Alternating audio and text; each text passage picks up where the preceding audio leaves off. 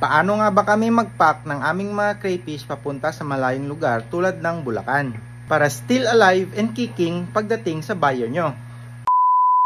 Ito nga ay 88 grams, meaning nasa 11 pieces kada isang kilo.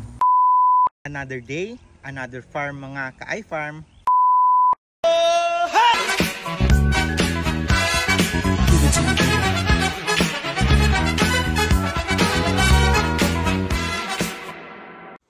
Quick disclaimer lang, and for your information, hindi namin tinuturing na eksperto kami sa larangan ng pagka-crayfish. Lahat ng impormasyon na nabanggit sa videong ito ay mula sa aming experience, experiments, at nakasanayang gawin.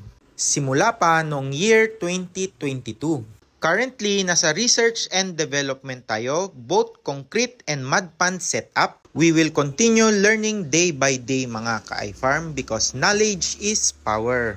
The Sea Valley Crayfish Farm is under the Sea Valley Agri-Farm Corporation, which is registered sa SEC, and we can issue official receipt. Another disclaimer, we do not accept any form of investments from other parties. This is purely family business. Please refer to our certificate of incorporation. Another day, another farm mga ka-iFarm. Date and time check, April 28, 2025, 9 p.m. Andito tayo ngayon sa ating breeding, nursery, and releasing area. Yung grow out natin is nasa ibang area. Kung mapapansin nyo, hindi natin ginagamit tong mga concrete tanks as grow out ponds. Basta grow out, we prefer mud pond. Mabilis talaga ang growth kapag mud pond. Ito yung ating ipapadala na 3 kilos papuntang Bulacan. Ganito kami magkondisyon ng for shipping. Unang-una, sineseparate na namin ito ng tank. Pangalawa, 1 day before hindi na namin ito pinapakain. Pero ito ay nakadepende sa destination. Panghuli, minimake sure namin kung tama yung size at bilang ng aming mga crayfish na for shipping. Tapos, yung styro, ibinababad na rin namin ito sa tubig para mawala yung bagong amoy nito. Sa shipping na ito, 3 AM yung pick up. Nakadepende sa oras ng pick up talaga ng van. Ito nga at tinutulungan tayo ng napakaganda nating bossing. Ngayon pa lang, pinapak na talaga namin kaysa gigising kami ng 2 AM. Yung isang way naman namin ng pagpapadala is through Florida Cargo. Ang ETD dito o di kaya estimated time of departure is hapon lagi. Ang mga destination terminal nito, Santiago Isabela, Pura Tarlac, Sampaloc Manila at saka Cubao Manila. Uulitin ko, via Florida Cargo ito. Pero kapag van naman ay nakadepende kung saan siya dadaan. May isa rin tayong padala papuntang Solana, Cagayan, pero bukas na natin ito ipapak. Ang shipping naman nito is van papuntang Tugigaraw lang. Kung makikita nyo mga ka-iFarm, SOP ng company namin nalagyan talaga ng mga markings yung styro. May nangyari kasi dati na yung padala ko papuntang Isabela sana is nakarating pa siya ng Manila, Sampaloc. Tapos ibinalik sa Isabela. Buti na lang buhay yung mga crayfish. Pero magandang disguise din yun dati kasi nga nalaman natin na yung packing natin is kayang-kaya ng 30 hours. Kaya naka-maximum tolerance tayo ng 30 hours sa ating shipping. Lagpas doon is delikado na. Ito na pala yung ipapadala natin na 3 kilos sa Bulacan. Kung mapapansin nyo mga ka-iFarm, hindi natin ito nilinisan kasi nga malayo yung biyahe.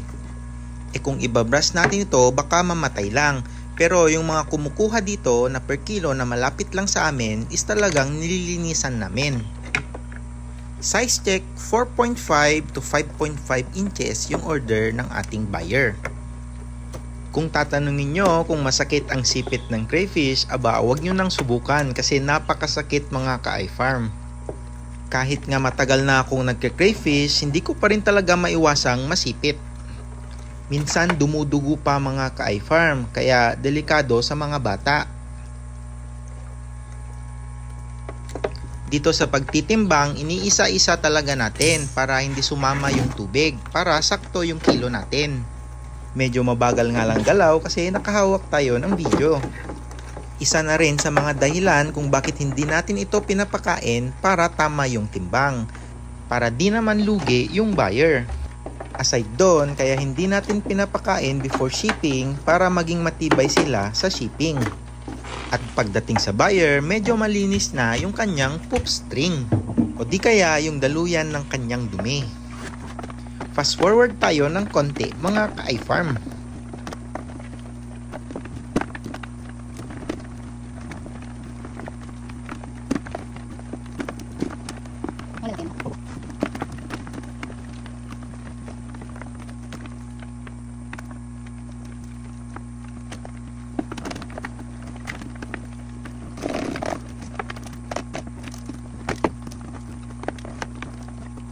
Kung mapapansin nyo, talagang careful kami mga ka-iFarm sa pag-handle ng for shipping.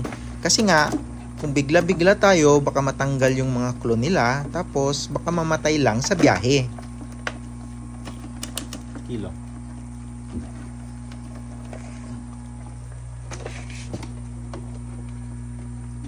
Malabo. Malabo sa video, no?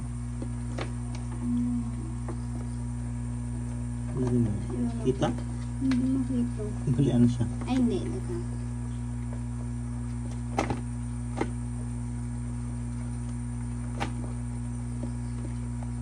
Bali 3.1. May sobrang kita na. Balik mo alam. Kita nyo naman, may pasobra talaga tayong 100 grams. Mas mabuti na yung pasobra kaysa kulang. Ang next step na dito is ilalagay na natin sa styro.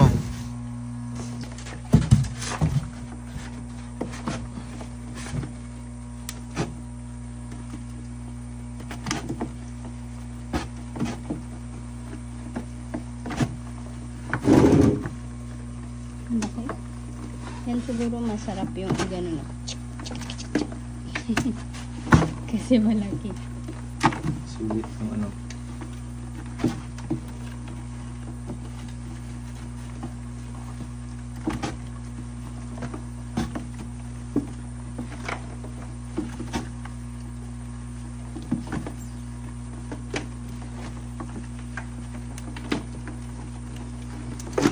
Ganyan lang sila. Yan lang. Walang oxygen.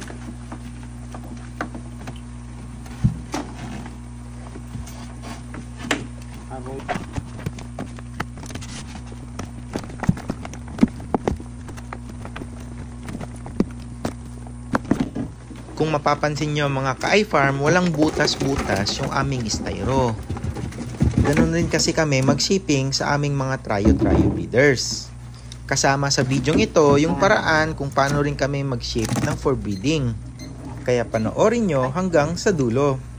Bakit nga ba ito walang butas? Unang-una, para magamit nyo pa yung styro. Good as new pagka-receive nyo. Pangalawang dahilan, umaabot yung shipping ng 12 to 20 hours. Meaning, maabutan ito ng mainit na panahon. Although, kapag van yung shipping is aircon naman, okay lang din sana na butasan ito. Pero yun nga, hindi nyo na magagamit yung styro. Tapos, yung isang way nga ng shipping natin is via Florida Cargo. Yun ay talagang walang aircon. Kaya talagang naging SOP na sa amin na walang butas. Dito, makikita nyo kung ilang grams nga ba yung 5.3 inches na crayfish. At yun nga ay 78 grams. Meaning, kapag ganung size, nasa 13 na pieces sa 1 kilo. Ito naman ay 4.5 inches. Ito ay nasa 40 grams. Meaning, nasa 25 pieces kada 1 kilo. 6 inches. May mga ilan-ilan rin pala tayong sinama na 6 inches.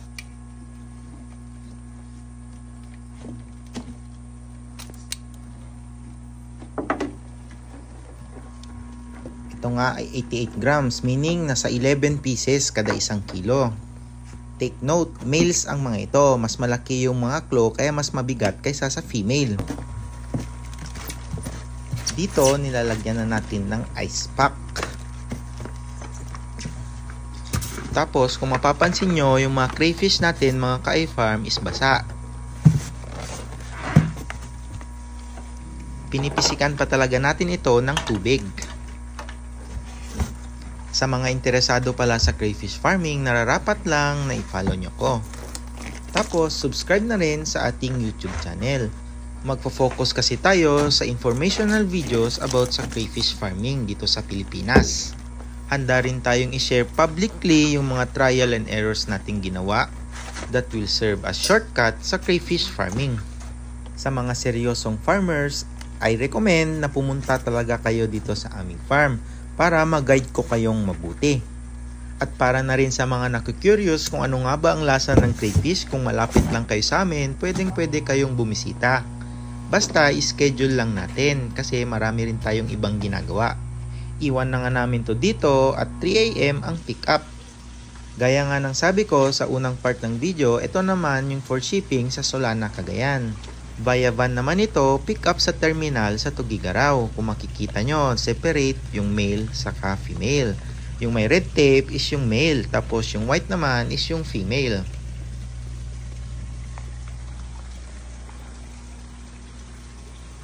Ito na yung last part ng ating video, kung saan magpapadala tayo sa Pura Terminal sa Tarlac.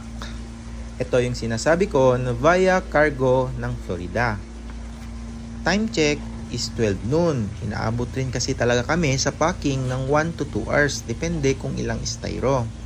Tapos 2:30 to 3 PM dapat nasa Florida terminal na ito.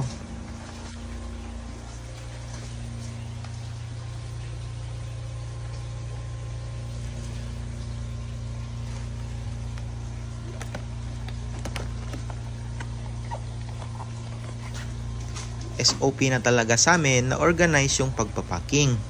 Separate na yung female sa male, tapos separate din yung tape ng ibang size kung may hihalo. Para pagka-receive ng buyer, hindi na ito mahihirapan. Pero sinasabi pa rin namin sa aming mga buyer na i-double check yung mga sizes at saka mga gender. Baka kasi na-mislook namin. Pero dito pa lang sa releasing area namin, nakaseparate na talaga yung mga females sa males. Tapos, nakadepende rin yung tanks ng mga iba't ibang sizes. Para kapag packing, mabilis na lang. Tapos kapag packing day na, talagang dino-double check pa rin namin yung mga gender saka mga sizes kung nagkamali man kami sa pag-segregate nung una. Madam, bali, ito na yung sayo. Bali kasi yung male nung 4.5 to 5 inches is mas malaking lagayan. So, ito kasi yung 4.5 to 5 inches, female sa male. Tapos, ito naman yung sa 4 inches to 4.4. Ang mangyayari dito is paghahaluin ko tong dalawang male. Kasi nga, mas malaking lagayan, hindi magkakasya sa styro. So lalagyan ko na lang ng palatandaan, madam. Bali itong 4.5 saka 4 inches kasi na female is parehas na yellow. Female ng 4 inches, female ng 4.5. So lalagyan ko ng palatandaan doon, talagang magkakahiwalay sila. Yung ilalagay natin na tape doon is yellow para dito sa may 4.5, tapos yung pangbalot din natin sa isa is red para sa female ng 4 inches. Tapos ito, kayo na bahalang mag-separate kasi paghaluin ko talaga to para magkasya lang sa styro, madam. So ganun na lang. 4.5 is yellow na pambalot, tapos 4 inches is dun sa isa na red ang pambalot. Tapos itong male niya, paghaluin ko. Basta 4.5 to 5 itong white tape. Tapos itong red tape naman na male is 4 inches to 4.4. Dito mga ka-iFarm, makikita nyo naglalagay tayo ng oxygen. Talagang sinisigurado namin na buhay pagdating sa inyo. Sa mga gustong umorder pala mga ka-iFarm, kapag wholesale is sulit. Pero kapag retail at malayo kayo sa Cagayan Valley, hindi ko recommended na sa akin kayo kukuha kasi mapapamahal lang kayo sa shipping. At dito, bago mag 3 PM, hinatid na namin yung mga crayfish sa terminal ng Florida. Sa mga may tanong about sa pag-shipping ng mga crayfish, pwede nyo lang i-comment yung mga tanong nyo. Sasagutin natin yan hanggat kaya nating sagutin at kung na-experience na talaga natin. Nakita nyo naman mga ka-iFarm kung bakit tayo nagpapa-full payment 1 day before ng shipping. Kasi nga, nire-ready na namin talaga yan. Nakatatlong bogus buyer ako nung una bago ako natuto. Gaya nga ng sabi ko, kung mga serious farmers kayo, I highly suggest na pumunta talaga kayo sa akin personal para mag-guide ko kayong mabuti. Mapa-breeding, nursery, grow out ng concrete tank at saka mud pond.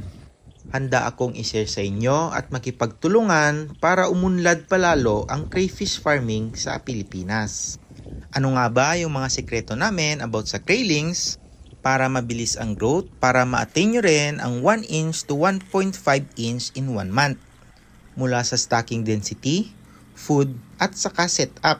Abangan sa susunod na full video. This is iFarm. iFarm to table, iFarm to market. The future is farming.